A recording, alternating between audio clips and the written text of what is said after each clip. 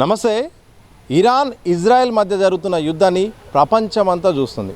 America చాలా డైరెక్ట్గా ఇజ్రాయెల్కు support చేస్తుంది. ఇదే సందర్భంలో ప్రతి ఒక్కరు కూడా యుద్ధం పట్ల ఏం జరుగుతుంది, అమెరికా వ్యూహం ఎందుకు ఫెయిల్ అయిపోయింది, ఇరాన్ ఇంత బలంగా కావడం గల కారణం ఏంటి, అలాగే భారత్పై ఎలాంటి ప్రభావం చూపుతుంది, భారత్ ఎలా ఉండాల్సిన అవసరం ఉందంటూ కూడా చాలా చర్చలు కూడా నడుస్తున్నాయి.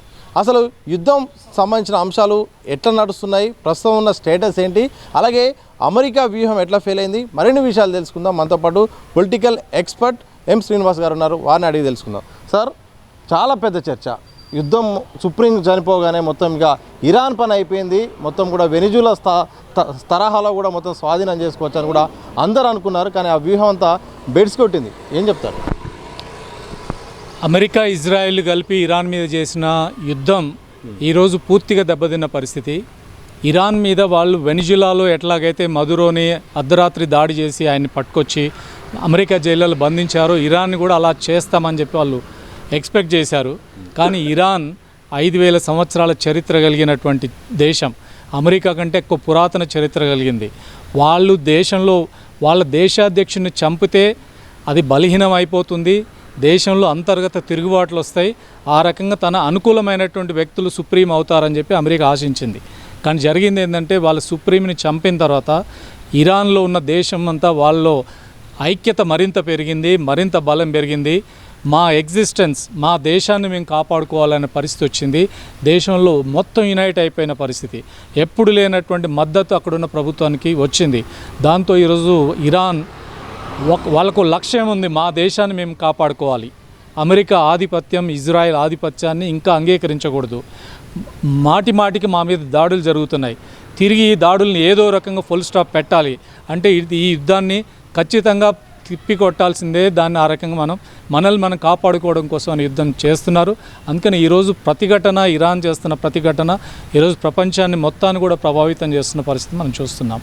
అందుకని అమెరికా తను ఎక్స్పెక్ట్ చేసినట్టుగా అక్కడ సుప్రీంని చంపేస్తే, అధికార పార్టీ మారిపోతే తన అనుకూలమైన పరిస్థితి వస్తుంది అనుకున్నారు. అది పూర్తిగా రివర్స్ అయినట్టు పరిస్థితి ఈరోజు కనపడుతుంది. సరే, ఇజ్రాయెల్ దేశం గురించి వస్తే, ఇజ్రాయెల్ చాలా బలంగా తయారైంది, చాలా శక్తివంతంగా అయిపోయింది. వాళ్ళకు మొసాద్ అనే ఒక గూఢచార వ్యవస్థ కూడా ఉంది. అసలు ఇజ్రాయెల్ని టచ్ చేసే పరిస్థితి ఏ దేశం లేదన్నంత ప్రచారం జరిగింది. కానీ ఈరోజు అమెరికా మద్దతు ఉన్నప్పుడు కూడా ఇజ్రాయెల్ ఇంకా పోరాడుతుంది, కానీ ఇరాన్ పై చేయి సాధిస్తుంది. ఎట్లా అంటే ఇప్పటి వరకు ఇజ్రాయెల్ గురించి ఎక్స్పెక్ట్ చేసిందంతా కూడా ఇజ్రాయెల్ యుద్ధం కానీ, వాళ్ళ మొసాద్ కానీ, వాళ్ళ ఇంటెలిజెన్స్ కానీ, వాళ్ళ టెక్నాలజీ, వార్ టెక్నాలజీ, దీని మీద చాలా అతి లెక్కలు ఉన్నాయి. ఈ రోజుకి వాళ్ళు ప్రపంచంలో అత్యంత ఆధునికమైన ఆయుధాలు వాడుతున్నారని.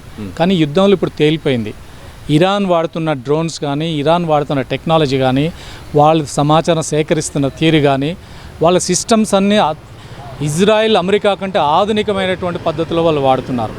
దీని వెనకాల చైనా, రష్యాల సపోర్ట్ ఈరోజు ఇరాన్కు లభిస్తుంది. ప్రత్యక్షంగా వాళ్ళు యుద్ధంలో దిగకపోవచ్చు, ప్రత్యక్షంగా యుద్ధానికి సపోర్ట్ చేయకపోవచ్చు, కానీ వాళ్ళ టెక్నాలజీ, వాళ్ళ ఇంటెలిజెన్స్, వాళ్ళకి సంబంధించిన ఆయుధాలు ఈ రకమైన మద్దతు లభిస్తుంది. అందుకని ఈరోజు ఇరాన్ అనేది ఇజ్రాయెల్ కంటే ముందుగా ఉంది, ఇజ్రాయెల్ కంటే ఆధునికంగా ఉంది, ఇజ్రాయెల్ కంటే బెటర్ స్ట్రాటజీతో రోజు వెళ్తుంది. అందుకనే ఇరాన్ మీద అతి బలమైనటువంటి అమెరికా, దాని మిత్రుడైన ఇజ్రాయెల్ ఇద్దరు కలిపి దాడి చేస్తే కూడా ఇరాన్ 27 రోజుల తర్వాత ఈరోజు ఇరానే ఆధిపత్యం చెలాయించే పరిస్థితి, యుద్ధంలో పైచేయి సాధిస్తున్న పరిస్థితి. అమెరికా, ఇజ్రాయెల్ ఆశించిన లక్ష్యం సాధించలేని పరిస్థితి రావడానికి ఆ రకమైన పరిస్థితి. ఇరాన్ ఈరోజు 21st సెంచరీ యుద్ధాన్ని నడుపుతుంది, ఇజ్రాయెల్ అమెరికాలో 20th సెంచరీ యుద్ధం నడుపుతుందని చెప్పి ఈ రక్షణ రంగ నిపుణులు చెప్తున్నట్టు పరిస్థితుంది. అట్లాంటి మార్పు ఇరాన్లో ఈరోజు వచ్చిన పరిస్థితి మనం చూస్తున్నాం. ఎట్లా సార్, అంటే ఇరాన్కు ఎట్లా సాధించింది, ఆ వ్యూహాత్మకంగా ఎత్తుగడ ఎట్లా కొనసాగింది, ఎలాంటి మార్పు చేర్పులు చేసుకుంది, యుద్ధంలో కూడా ఎలా వ్యూహాత్మకంగా ట్యాకిల్ చేస్తుంది ఈ రెండు దేశాల మీద? ప్రత్యేకంగా ఇరాన్ వాళ్ళ స్ట్రాటజీలో కొన్ని మార్పులు చేసుకొచ్చారు. గత ఏడాది జరిగిన ఇరాన్ మీద జరిగిన ఇజ్రాయెల్ చేసిన దాడి 12 రోజుల యుద్ధం తర్వాత ఇరాన్ కొన్ని విషయాలు నేర్చుకుంది. వాళ్ళు చెప్పింది, మన సెంట్రల్ లీడర్షిప్ ఏం జరిగినా కేంద్రీకృత వ్యవస్థ కాదు, వికేంద్రీకరణ వ్యవస్థలోకి ఇరాన్ వెళ్ళిపోయింది. అందులో వాళ్ళ సుప్రీం చనిపోయాడు, వాళ్ళ ఆర్మీలో ముఖ్యమైన అధికారులు చనిపోయారు. చనిపోయిన తర్వాత కూడా వాళ్ళు డీసెంట్రలైజ్డ్ యుద్ధాన్ని మొదలుపెట్టారు. ఎక్కడికక్కడ స్థానికంగా నిర్ణయాలు తీసుకోవాలి, యుద్ధాన్ని నడపాలి. ఈ రకమైన చేసిన తర్వాత ప్రముఖులందరూ చనిపోయిన యుద్ధం ఇరాన్ బ్రహ్మాండంగా ఈరోజు నడపగలుగుతుంది. ఆ స్ట్రాటజీని మార్చారు. రెండవది, వాళ్ళకి సంబంధించిన వాళ్ళు వాడుతున్న జీపీఎస్ సిస్టమ్ని తీసేశారు. జీపీఎస్ అనేది అమెరికాకు సంబంధించిన టెక్నాలజీ. ఆ జీపీఎస్ వ్యవస్థని తీసేసి చైనాకు సంబంధించిన బీడో సిస్టమ్ని వాళ్ళు ఇన్స్టాల్ చేస్తున్నారు లాస్ట్ ఇయర్ యుద్ధం తర్వాత. దీంతో బీడో సిస్టమ్ జీపీఎస్ కంటే మరింత ఎఫెక్టివ్గా ఉంది, ఎఫిషియెంట్గా ఉంది. లొకేషన్ని సక్రమంగా ఐడెంటిఫై చేయడంలో అది చాలా బెటర్గా పనిచేస్తున్న పరిస్థితి. అందుకని ఎక్కడ దాడి చేయాలంటే అక్కడ అతి దగ్గరగా వీళ్ళు దాడి చేస్తున్న పరిస్థితి మనకు కనపడుతుంది. అందుకని ఈ సిస్టంలో మార్పు చేశారు. తర్వాత అమెరికా ఎక్స్పెక్ట్ చేయంది ఏంటంటే ట్రంప్ కూడా అంగీకరించాడు. మేము ఇరాన్ మీద దాడి చేస్తే ఇరాన్ తిరిగి గల్ఫ్ దేశాల మీద దాడి చేస్తుందని మేము ఊహించలేదు. గల్ఫ్ దేశాల్లో ఉన్నటువంటి అమెరికన్ కేంద్రాలు, సైనిక కేంద్రాలన్నీ ఎస్టాబ్లిష్మెంట్ మీద వీళ్ళు దాడి చేశారు. దాంతో గల్ఫ్ దేశాలన్నీ ఈరోజు ఆందోళన, గల్ఫ్ దేశాలన్నీ గందరగోళం అయ్యే పరిస్థితి. వాళ్ళ ఆర్థిక వ్యవస్థలు దెబ్బతింటున్నాయి. ఆయిల్ ఇండస్ట్రీ దెబ్బతింటుంది, హోటల్ ఇండస్ట్రీ, ఎయిర్పోర్ట్స్ అన్నీ ఇరాన్ గల్ఫ్ కంట్రీస్ అనేది దెబ్బతింటున్నాయి. అంటే వీళ్ళు ఎక్స్పెక్ట్ చేయండి ఏంటంటే Iran Islamic countries, Muslim countries మీద దాడి చేయదని వీళ్ళు అనుకున్నారు. కానీ అక్కడ అమెరికన్ బేసెస్ అన్నీ ఆ గల్ఫ్ దేశాల్లో ఉన్నాయి. ఆ గల్ఫ్ దేశాల్లో ఉన్న అమెరికన్ బేసెస్ నుంచి ఇరాన్ మీద దాడి చేస్తున్నారు. కాబట్టి ఇరాన్ చెప్పింది, మీరు అమెరికన్ బేసెస్ని అలో చేయకండి, అక్కడి నుంచి మా మీద దాడికి మీరు అనుమతి ఇవ్వద్దు, ఇప్పుడు మేము మీ మీద దాడి చేయమని చెప్పారు. కానీ గల్ఫ్ దేశాలన్నీ అమెరికాతో దగ్గరగా ఉంటున్నాయి. వాళ్ళ గల్ఫ్ దేశాలను అండగా చేసుకుని ఇరాక్ దాడి చేస్తుంది. ఈ విషయాలన్నీ మార్పులు వచ్చినాయి. ప్రత్యేకంగా హార్మోజ్ జలసంధి ద్వారా ఈరోజు ఆయిల్ రవాణా అంతా చాలా పెద్ద ఎత్తున జరుగుతుంది. 80% చాలా పెద్ద సంఖ్యలో అక్కడి నుంచి జరుగుతుంది. హార్మోజ్ జలసంధి అనేది ఇరాన్ పక్కనుంది. ఆ రకంగా ఇరాన్ దాని మీద కంట్రోల్ సాధించింది. కాబట్టి ఈరోజు ప్రపంచంలో ఆయిల్ సరఫరాలకి ముఖ్యమైన దారి ఈరోజు మూసుకుపోయిన పరిస్థితి ఇరాన్ కంట్రోల్లోకి వచ్చింది. అందుకని ప్రపంచం అంతా ఈరోజు ఎఫెక్ట్ అవుతుంది. అమెరికా ఇప్పుడు ఏం చేయలేని పరిస్థితికి వచ్చింది. ఇరాన్ అనుసరించినటువంటి వ్యూహం, వాళ్ళు అనుసరించిన పద్ధతులు ఈరోజు అమెరికాని డిఫెన్స్లోకి నెట్టినటువంటి పరిస్థితి. ట్రంప్ మాటలు రోజుకో మాటలు ఒక్కొక్కసారి ఒక్కొక్కలాగా మాట్లాడుతున్నారు. మేము చర్చలు జరిపాము, ఇక ఇరాన్ కూడా ఒప్పుకున్నది సీజ్ ఫైర్ అని చెప్తారు. ఇరాన్ ఏమో లేదు చర్చలు ఆయనకైనా చేసుకున్నారు, మాకేం సంబంధం లేదు, మేమే షరతులు పెట్టాము, అమెరికా ఒప్పుకుంటేనే యుద్ధం విషయంలో వెనుక తప్పుదామని కూడా ఇరాన్ అంటుంది. ట్రంప్ చేస్తున్న వ్యాఖ్యల నేపథ్యంలో ఇంకొక వర్డ్ కూడా మాట్లాడారు. నన్ను సుప్రీంగా ఉండమని ఇరాన్ చెప్పింది, ఆ ఆప్షన్ కూడా నాకు ఇచ్చింది, నేనే తీసుకోవాలని చెప్తారు. ఏం చెప్తారు? ఇప్పుడు అమెరికా అధ్యక్షుడు డొనాల్డ్ ట్రంప్ గత 27 ఏళ్లలో అన్ని పరస్పర విరుద్ధ మాటలు మాట్లాడుతున్నాడు. ఆయన మాటలను ఆయన ఖండిస్తున్నాడు. ఆయనే ఈరోజు ఇరాన్ చర్చలకు వస్తానికి సిద్ధంగా ఉందని చెప్పాడు. మేము చర్చలకు సిద్ధంగా లేమని చెప్పారు. ట్రంప్ మాట్లాడే అన్నీ కూడా పరస్పర విరుద్ధంగా మాట్లాడుతున్న పరిస్థితి. ఈరోజు చర్చలు ప్రారంభమని చెప్పారు, మేము చర్చలకు సిద్ధంగా లేమని ఇరాన్ చెప్తున్నటువంటి పరిస్థితి. అందుకనే ఇప్పుడు అమెరికా యుద్ధంలో మొదటి వారంలోనే తేలిపోయింది. అమెరికా ఈ యుద్ధంలో ముందు గెలిచే పరిస్థితి లేదు, వాళ్ళు పై చేయి సాధించే పరిస్థితి కనిపించట్లేదు. యుద్ధం నుంచి ఎట్లా బయటపడాలి, ఎలా ఫేస్ సేవింగ్ చేసుకోవాలి, ఏదో రకంగా బెటర్గా బయటపడడానికి మార్గాలు వాళ్ళు అన్వేషిస్తున్న పరిస్థితి. అందుకని ఇరాన్ ఇప్పటికే మొత్తం ధ్వంసం చేశామని చెప్పారు. ఇరాన్ ఆల్రెడీ ఓడిపోయిందన్నారు, ఇరాన్ ఇంకేం మిగలలేదన్నాడు. ఇన్ని మాటలు మేము ఆల్రెడీ గెలిచేసామని ఇప్పటికే 2-3 సార్లు ప్రకటనలు చేశాడు. మరి గెలిచిన తర్వాత ఈ పరిస్థితి ఎందుకు వచ్చింది? చివరికి 2 రోజుల సమయం ఇస్తున్నా, ఈ 2 రోజుల్లో కాకపోతే ఇరాన్ లొంగిపోకపోతే మీ సంబంధించిన ఎలక్ట్రిసిటీ పవర్ స్టేషన్లన్నింటినీ ధ్వంసం చేస్తానని చెప్పాడు. చివరికి జరిగింది ఏంది? 2 రోజులు చెప్పిన 1 రోజు తర్వాతే 5 రోజులు యుద్ధానికి విరామం అంటూ ప్రకటించాడు. 5 రోజుల యుద్ధ విరామం పూర్తి కాకముందే 10 రోజుల విరామం అని మళ్ళీ ఈరోజు ప్రకటించాడు. అంటే యుద్ధానికి విరామం ప్రకటించుకుంటూ చర్చలు అంటూ అమెరికానే వెనక్కి తగ్గుతున్న పరిస్థితి తప్ప ఇరాన్ వీళ్ళు ఒక 15 పాయింట్లు, అమెరికా 15 పాయింట్స్ డిమాండ్స్ అని వాళ్ళకి పంపించారు. పాకిస్తాన్ మధ్యవర్తిత్వం వహిస్తుందని చెప్పారు. కానీ ఇరాన్ మేము చర్చలు చేయట్లేదన్నారు.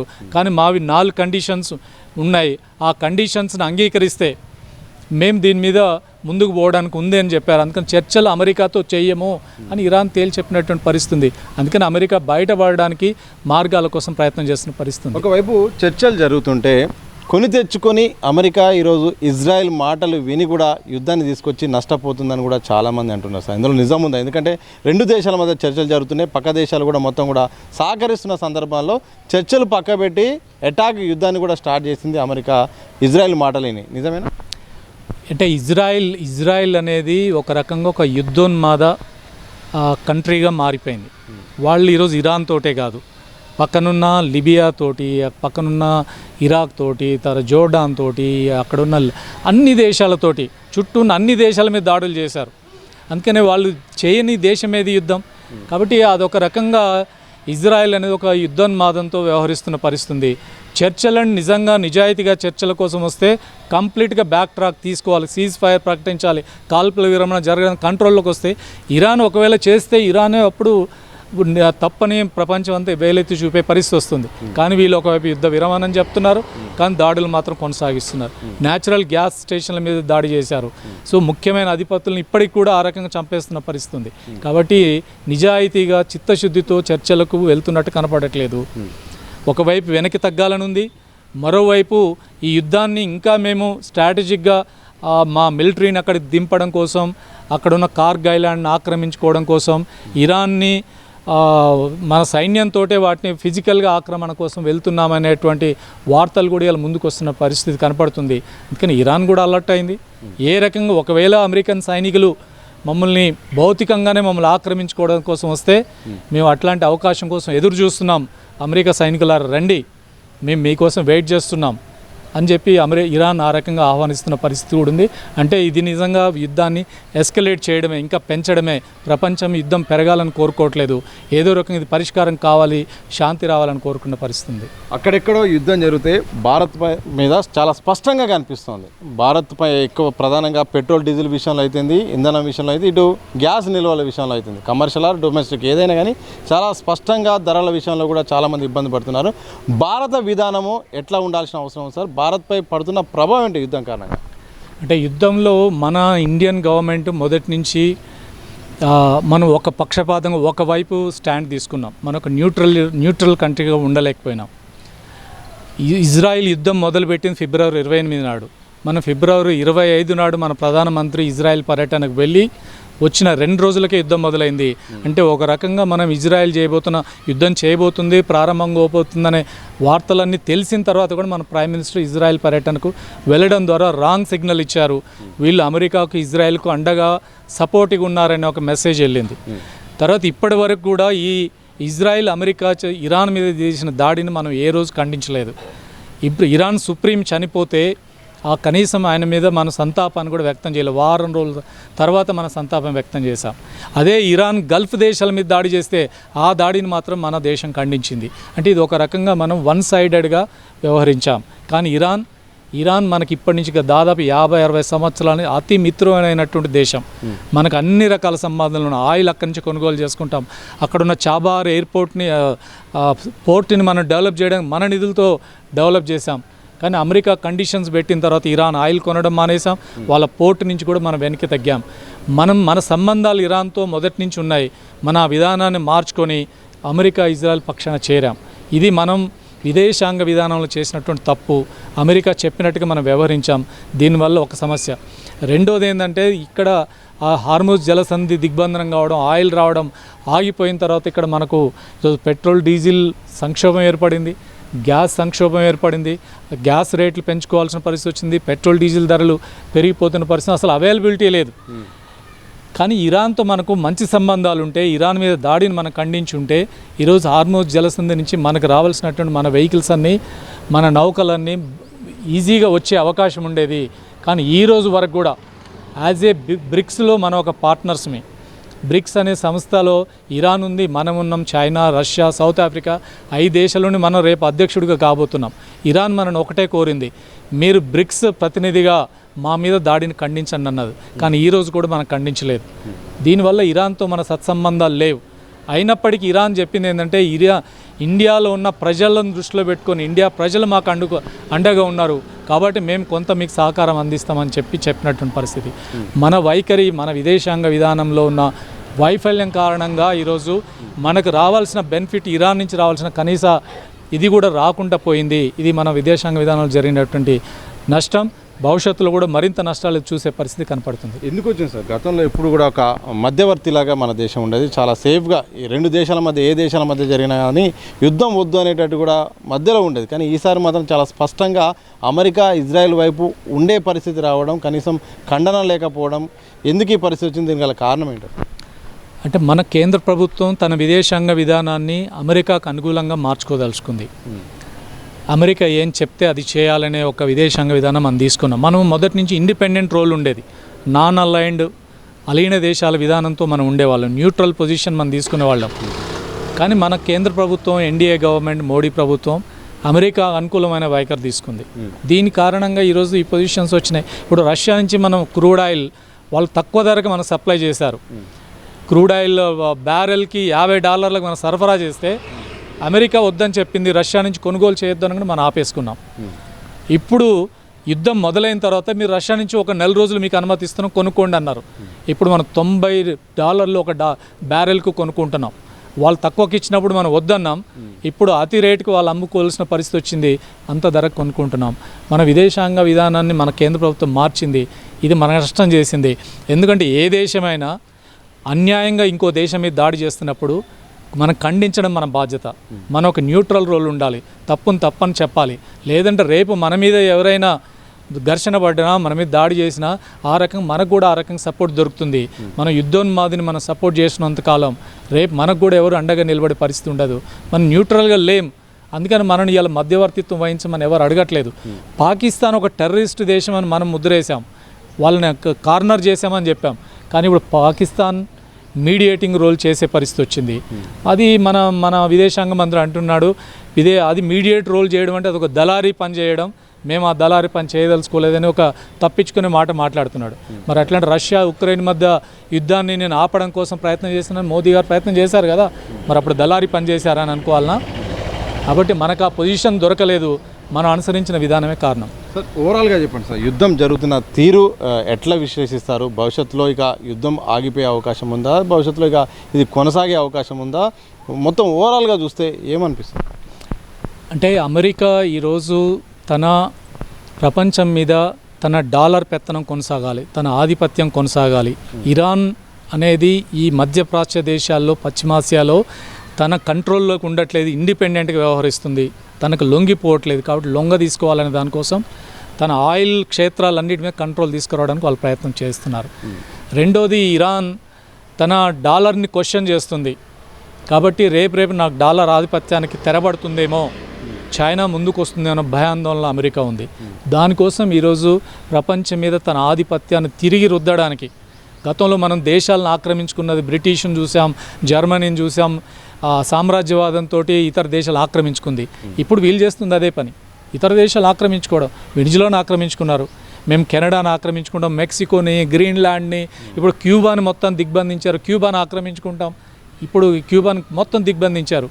ఇది అమెరికా ఆధిపత్య ధోరణి ఈరోజు పెరుగుతుంది. దీన్ని చెక్ చేయకపోతే యుద్ధాలు ఇలాగే కొనసాగుతాయి. అందుకని ఈ యుద్ధంలో అమెరికా రేపు ఎలాంటి పరిణామాలు వస్తే మనకు తెలియదు. ఈ ఆధిపత్యవాదాన్ని, యుద్ధోన్మాదాన్ని ప్రపంచం అంతా తిరస్కరించాలి. ఒకవైపు డొనాల్డ్ ట్రంప్ గెలిచి ఎన్నికలప్పుడు ఏం చెప్పాడు? నేను ఇప్పుడు జరుగుతున్న యుద్ధాలన్నింటినీ ఆపేస్తాను, నేను వచ్చి శాంతిని తీసుకొస్తానన్నాడు. కానీ వచ్చిన తర్వాత యుద్ధాలు ఒకదాని తర్వాత ఆయన మొదలు పెడుతున్నాడు, ఆయన యుద్ధాలు చేస్తున్నాడు, అన్ని దేశాలను తనకు కావాలంటున్నాడు. ఈ యుద్ధోన్మాదాన్ని ప్రపంచం అంతా వ్యతిరేకించకపోతే, శాంతి కావాలని కోరుకోకపోతే, ఇరాన్కు జరుగుతున్న అన్యాయాన్ని అందరం ప్రశ్నించకపోతే యుద్ధోన్మాదం పెరుగుతుంది. ఇప్పుడు ఒకవేళ ఇరాన్ కాక ఓడిపోయి లొంగిపోతే ఖచ్చితంగా మరిన్ని దేశాల మీద దాడి చేస్తాడు, మరిన్ని దేశాలు తన పాదక్రాంతం చేసుకుంటాడు, యుద్ధోన్మాదం మరింత పెరుగుతుంది. అందుకని ఈ యుద్ధంలో ఖచ్చితంగా ఈ యుద్ధోన్మాదాన్ని ఓడిపోవాలి. ఇజ్రాయెల్, అమెరికాలు వెనక్కి వెళ్లాల్సిందే. ఆ రకంగా ఇరాన్ స్వతంత్ర దేశంగా నిలబడాలి. వాళ్ళ స్వతంత్ర విధానాన్ని వాళ్ళు నిలబెట్టుకోవాలి. ఐక్యరాజ్య సమితి ఉంది, దాని రూల్స్ ఆధారంగా ఈ పని జరగాలి. జెనీవా ఒప్పందం ఉంది, దాని ప్రకారం సమాజం నడవాలి. కాదని నా ఇష్టం వచ్చినట్టు వ్యవహరిస్తా అంటే దీన్ని అంగీకరించకూడదు. అందుకే యుద్ధం రేపు ఎలాంటి పరిణామాలు తీసుకుంటుంది, శాంతి చర్చలు కాక ముందుకు సాగి ఒక అండర్స్టాండింగ్కి వచ్చి యుద్ధం ముగిస్తే అందరం సంతోషిస్తాం, శాంతి కాపాడబడుతుందని కోరుకుందాం. బట్ యుద్ధం నుంచి అనేకమైన పాఠాలు, ఇరాన్ బలహీనపడుతుంది అనుకున్నాం, ఈరోజు బలపడింది. ఈ అమెరికా, ఇజ్రాయెల్ చాలా పవర్ఫుల్ కంట్రీస్ అనుకున్నారు, చాలా బలహీన కంట్రీస్గా తేలిపోయింది. ఇది ప్రపంచానికి మంచి సందేశమే. సో ఇదే సందర్భంగా చివరి క్వశ్చన్, ఇలాంటి ఈ యుద్ధం కారణంగా భారత్ నేర్చుకోవాల్సిన పాఠాలు ఏంటి? భవిష్యత్తులో ఎలాంటి ఇబ్బందులు రాకుండా ఎలాంటి జాగ్రత్తలు పడాలి? ఖచ్చితంగా మన విదేశాంగ విధానం, మన ఇండిపెండెంట్ విధానం మనకు ఉండాలి. మన ప్రయోజనాలు మనం చూసుకోవాలి. ప్రపంచంలో నైతిక విలువలు, ప్రపంచంలో ఇప్పుడు అనుసరించాల్సిన పద్ధతులు, మనం ఒక సరైనటువంటి దేశంగా మనం విశ్వగురువు అని చెప్పుకుంటున్నాం. మనకు మనమే ఆ రకంగా లేబుల్ వేసుకున్నాం. కానీ ఇప్పుడు మనని ఎవడు పట్టించుకోవట్లేదు. మనం విశ్వగురువుగా మారాలి, మనం ఒక సరైన ఒక దేశంగా ప్రపంచానికి ఒక మంచి సందేశం ఇచ్చే దేశంగా ఉండాలంటే మనం ఇప్పుడు అనుసరించిన వైఖరిని ఖచ్చితంగా మార్చుకోవాలి. సో యుద్ధోన్మాదాన్ని లేదంటే దాడుల్ని తప్పనిసరిగా వ్యతిరేకించాలి, శాంతిని కోరుకోవాలి, ఆ రకంగా యుద్ధాలను ఆపేదానికోసం అని ప్రయత్నాలు చేయాలి. అందుకని జరుగుతున్న యుద్ధం నుంచి మనం చాలా లెసన్స్ని నేర్చుకోవాలి. ఒక చిన్న ఇరాన్ దేశం ఎలా ప్రతిఘటిస్తుంది, వాళ్ళ యుద్ధ తంత్రం ఎలా ఉంది. మనం కూడా ఆపరేషన్ సింధూర్ చూసాం, మనం దాడి చేసాం, ఎదురు దెబ్బలు తిన్నాం. కాబట్టి ఇట్లాంటి సందర్భాల్లో యుద్ధం నుంచి నేర్చుకోవాలి, అమెరికా చేస్తున్న విషయాల నుంచి నేర్చుకోవాలి. డెఫినెట్గా యుద్ధం మనకు కూడా అనేక గుణపాఠాలు నేర్పుతుంది. Thank you very much sir. ఇది మొత్తంగా యుద్ధం మొదలైనప్పుడైతే మాత్రం ఇక ఇరాన్ సుప్రీం ఎప్పుడైతే చనిపోయారో ఇక అమెరికా అలాగే ఇజ్రాయెల్ కూడా మొత్తం పెత్తనం సాధించింది, ఇరాన్ పని అయిపోయిందని కూడా చాలామంది అనుకున్నారు. కానీ ఈరోజు అమెరికా ఎంతో బలమైందని చాలామంది అనుకున్నారు. కానీ ఈరోజు అమెరికా ఓడిపోతుంది, ఇటు ఇజ్రాయెల్ ఓడిపోతుంది.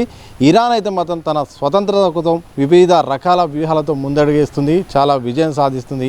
ఏదేమైనప్పటికీ కూడా ఇటు అమెరికా కానీ అలాగే ఇటు ఇజ్రాయెల్ కానీ యుద్ధం పైన వాళ్ళకు చాలా ఆసక్తి ఉంది. ఈ పరిస్థితులు తగ్గాలి, యుద్ధం వల్ల చాలా నష్టాలు జరుగుతాయి, దేశాల మధ్య కూడా శాంతి కూడా దూరం అవుతుంది. శాంతి కోసం అయితే మాత్రం యుద్ధాలు తగ్గాల్సిన అవసరం కూడా ఉంది. అలాగే భారత్ కూడా చాలా పాఠాలు నేర్చుకోవాలి, అలాగే స్వతంత్రత విధానం కూడా ఉండాల్సిన అవసరం ఉంటుంది.